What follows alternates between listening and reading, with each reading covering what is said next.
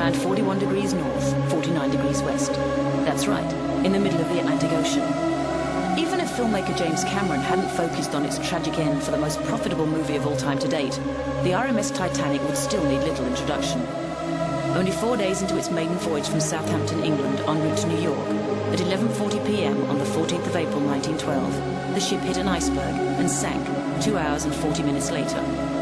Over the centuries, there have been thousands of wrecked ships and other nautical disasters, but above all others, the story of this doomed liner continues to fascinate people the world over.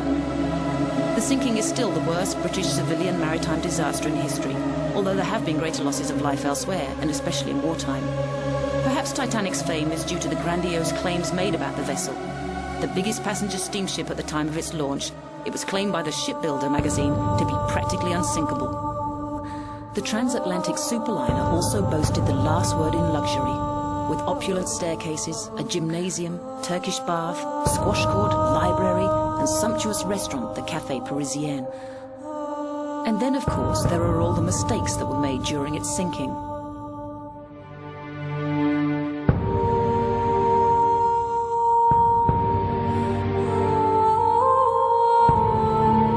The fact that there were only enough lifeboats for half of the passengers, and that many of them were launched half full, or that the nearby SS Californian had its wireless turned off for the night, and, confused by the colours, ignored the Titanic's distress rockets. But also remembered are the acts of heroism, from dauntless souls like Wallace Hartley and his orchestra, who played on as the ship went down, or the unsinkable Molly Brown, who herded women and children onto the lifeboats.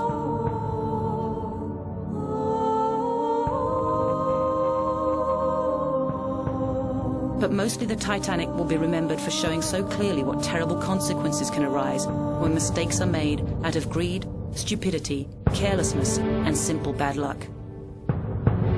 Although there remains some disagreement as to the exact number, around 1,500 lives were lost that night, needlessly.